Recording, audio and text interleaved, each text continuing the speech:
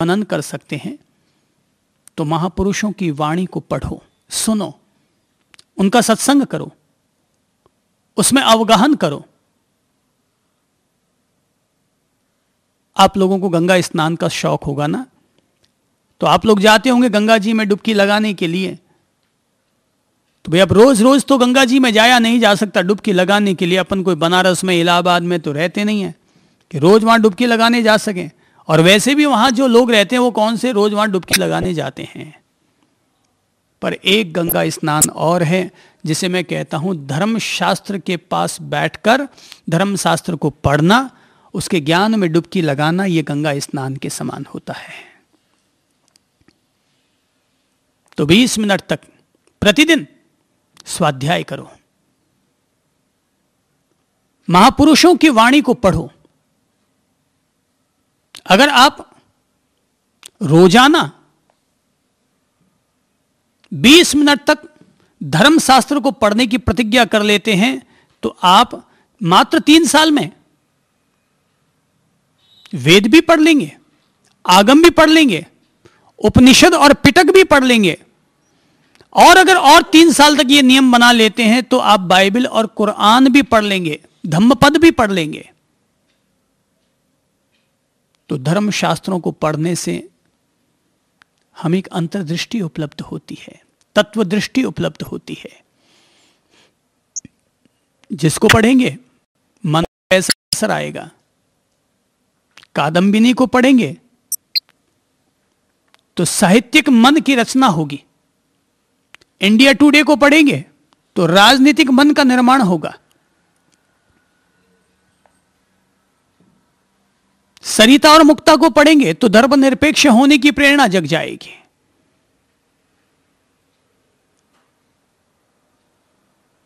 और किसी सेक्सी पत्रिका को पढ़ेंगे तो हमारे मन में सेक्स की भावना पैदा होगी और हम सेक्सी चित्त बन जाएंगे। धर्मशास्त्र को पढ़ोगे तो चित्त धार्मिक हो जाएगा, धर्मी मन के मालिक बन जाओगे। तो 20 मिनट, 25 मिनट, 30 मिनट रोजाना अच्छी किताब लो और पढ़ो। वो हंस दृष्टि को खोलने में मददगार बनेगी, अज्ञान को काटने में मददगार बनेगी। दूसरा काम करो, गुरुजनों के पास, संतों के पास, ऋषि मुनि महात्माओं के पास जाकर के यदा कदा बैठने की आदत डालो कि उनके पास जाकर बैठेंगे। उनके पास जाओ, आधे घंटा उनके पास बैठो। गए और पांव छुए और निकल गए तो कोई मतलब नहीं है। फिर तो मंदिर गए कि गुरु के पास गए, दोनों बराबर हो गए। वहां गए तो आधे घंटा तुम बैठो जरूर उनके पास।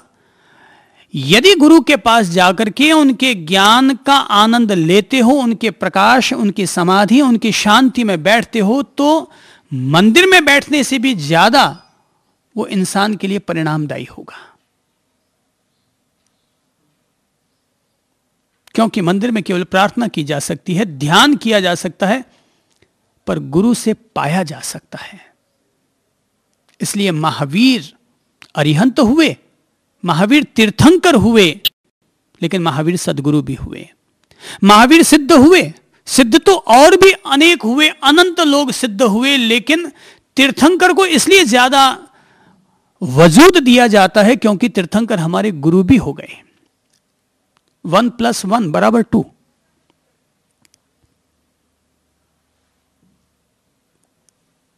तो महावीर हमारे लिए 1 + 1 = 2 का काम कर गए। वो गुरु का काम कर गए। तो गुरु के सानिध्य में जाकर के आधा घंटा बैठो, उनसे ज्ञान की 12 खड़ी सीखो, उनसे जीवन की 12 खड़ी सीखो। एक गुरु से आपने 12 खड़ी सीखी है कि अ से अनार होता है, आ से आम होता है, ई से इमली होता है, ई से ईख होता है।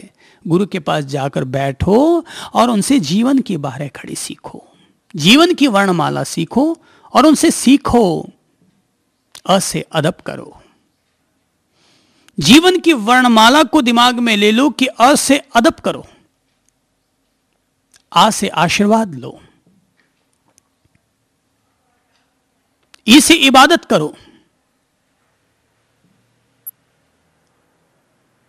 बड़ी ई से ईमानदार बनो, छोटी ऊ से उत्साह रखो, बड़े ऊ से ऊर्जावान बनो, ओ से ओजस्वी बनो और औ से औरों की सेवा करो। ये जीवन की वर्णमाला है, जीवन की 12 कड़ी है।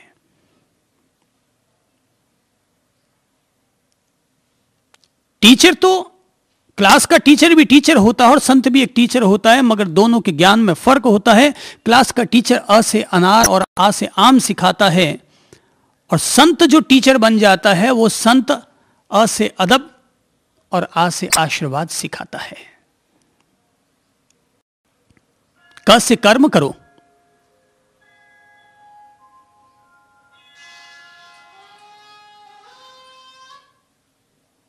क से कर्म करो, ख से खरे बनो, ग से गलती मत करो, घ से घमंड मत करो, च से चरित्रवान बनो, छ से छल मत करो, ज से जलो मत, झ से झगड़ा मत करो,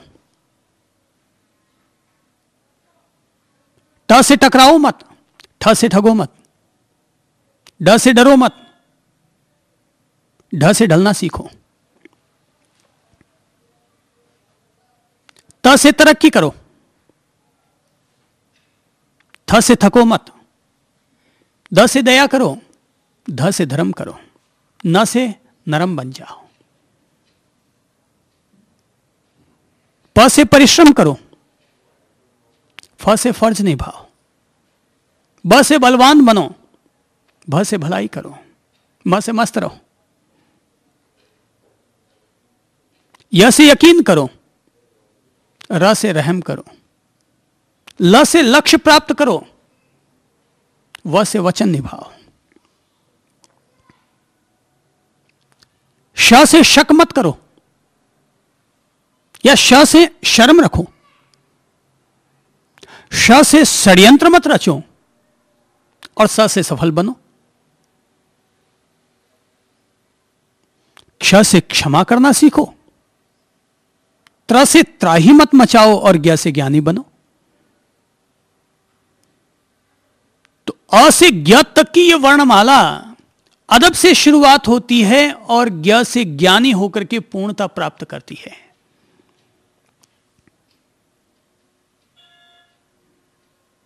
और यह वर्णमाला हम लोगों को सिखाती है कि व्यक्ति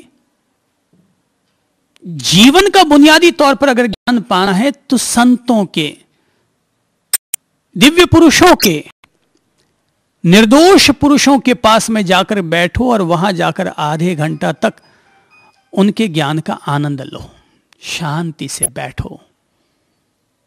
वहां गए, अगर गुरुजी बात करना चाहते हैं तो बात कर लो, वो अगर मौन से बैठे हैं तो तुम भी मौन जाकर बैठ जाओ। सच्चाई तो यह है कि बगीचे में जाकर बैठते हो तो फूल कोई बातें नहीं किया करते, मगर फिर भी फूल हमारे मन को फूल की तरह खिला देते हैं। तो जरूरी नहीं है कि गुरुजी हमसे बात करे ही। गुरुजी के पास बैठना फूलों की बगिया में जाकर बैठने के समान है। तुम अगर ये सोचो कि गुरुजी के पास गया, 10 मिनट बैठा और वो बात ही नहीं कर पाए, तो मैं पूछूंगा भाई बगीचे में गए तो फूलों ने तुमसे बातें की थी क्या? मगर फिर भी बातें हो रही है, मौन संवाद हो रहे हैं।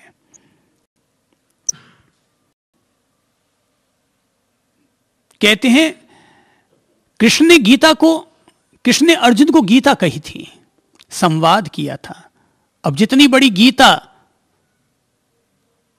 आज मिलती है, उतनी बड़ी गीता अगर भगवान जी युद्ध के मैदान में कहनी शुरू कर देते तो 3 दिन में पूरी ना होती। तो मुझे तो लगता है कि गीता को उन्होंने शाब्दिक तौर पर कम कहा होगा, मानसिक तरंगों के रूप में उन्होंने ज्यादा स्थापित कर दिया होगा। तो जो बातें कही है वो उन्होंने सीधी मानसिक तरंगों के रूप में अर्जुन के भीतर स्थापित कर डाली।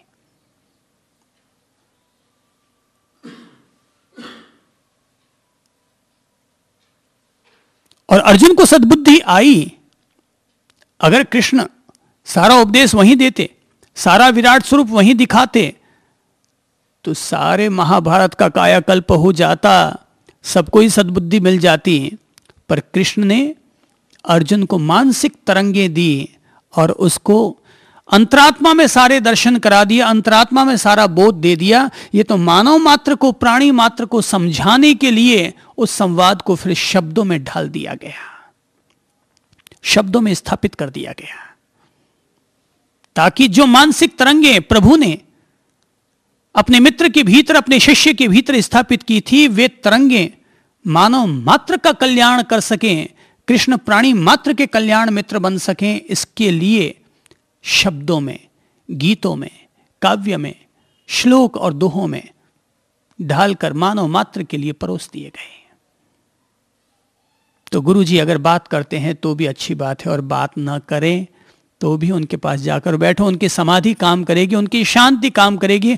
15 मिनट तक उनके पास जाकर बैठे हैं, आप देखेंगे 15 मिनट वहां जाकर बैठने से उनकी शांति ने ऐसा चमत्कार किया कि आपकी अशांति दूर हो गई, मन की अशांति दूर हो गई, मन का अज्ञान कम हो गया। हम लोग बोलने के, बतलाने के ज्यादा आदी हैं, पर गुरु जी बेचारे कितनों से बोले, दिन भर कितनों से बोले। आजकल भक्तों का तो जमावड़ा बहुत लंबा चौड़ा हो गया। पहले जमाने में गुरुजन लोग रहते थे जंगलों में, तो 2-4 लोग कभी कभार उनके पास पहुंचते थे ज्ञान लेने के लिए। आजकल तो सारे संत अब शहरवासी हो गए और सारे लोग जरूरत से ज्यादा भक्त बन, तो हर संत के यहां भक्तों का जमावड़ा है। अब अगर महाराज सारे भक्तों को अगर 10-10 मिनट देना शुरू कर दे, तो जरा बताओ तो सही कि एक दिन में अगर वो 10 घंटे भी लगातार सबकी सेवा करने को बैठ जाएं, तो एक घंटे में अगर एक आदमी को अगर 10 मिनट देते हैं, तो एक घंटे में कितने आदमियों को टाइम दे पाएं? केवल 6 आदमियों को। और अगर 8 घंटा देते हैं बातचीत में, तो बामुश्किल 50 लोगों की सेवा कर पाएंगे, जबकि महाराजों के यहां पर रोजाना 1500 लोग पहुंच रहे हैं। मैं भी अपने गुरुजी के पास बैठा करता था,